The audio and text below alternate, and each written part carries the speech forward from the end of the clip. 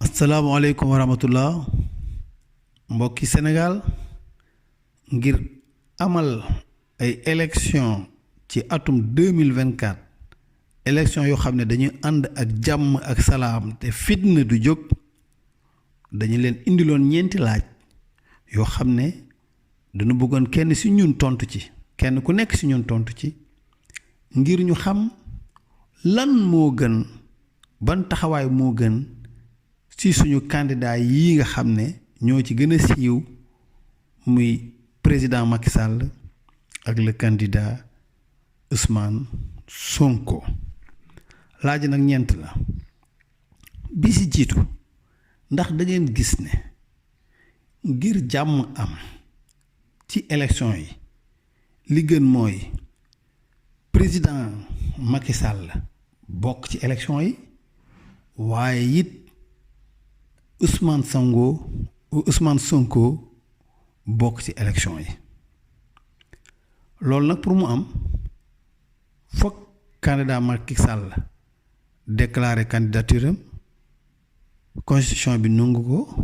population bi nangu ko waaye it candidat Ousmane Sonko ñu ne duñ ko juger fii ak élection yi wala boog ñu juger ko te mu am dëgg waaye daal cas bu njëkk bi mooy li gën mooy kenn du ko juger fii ak élection yi kon nga xam ne dafay wóor ne kii day bokk Macky Sall it mu wóor ne kii day bokk ndax nungu nañu candidature am loolu mooy numéro 1 mooy cas bu njëkk bi ñaareelu cas bi ndax da ngeen a gis ne lii dëgg te mën a indi jàmm mooy Macky Sall candidat Macky Sall wala président Macky Sall ñu nungu candidature am constitution bi nungu ko waaye ginnaaw bu loolu amee ngeen gis ne Ousmane Sonko moom dañ ko war a juger te buñ ko juger ba tee ko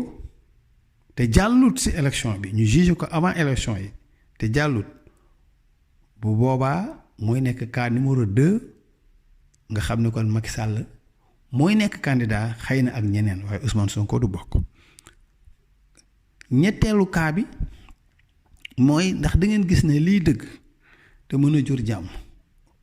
mooy président Macky Sall retiré wu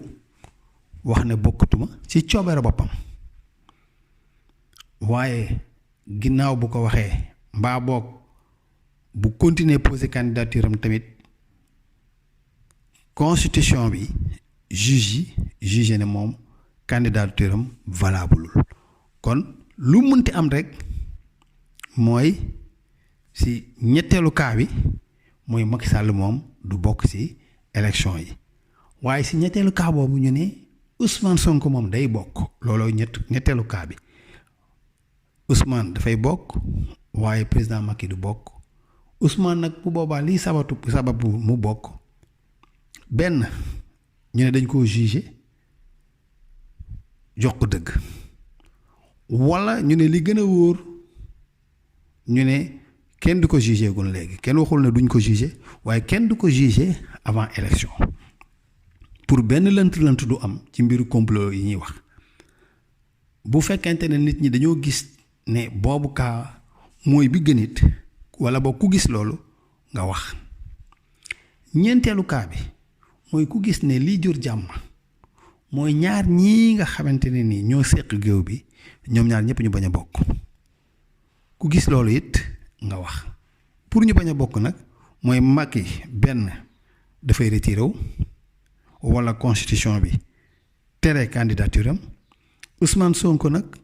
pour mu bañ a bokk moom lenn rek lay mën a nekk mooy ñu juger ko avant élection yi ba pare condamné ko avant élection yi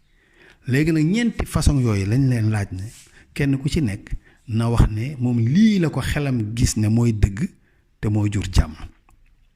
ñu boole ko nag ak benn lien ci lien bi ci la tontu li nekk da ngay bës rek ci cas bi nga xam ne moo la itteel ginnaaw boo ci bësee nag ba voté loolu mooy vote bi nga partagé ko nag ñeneen mën a voté bu ñu demee ba am nag lim bu sakkan ñu génn résultat bi asalaamaaleykum wa rahmatullah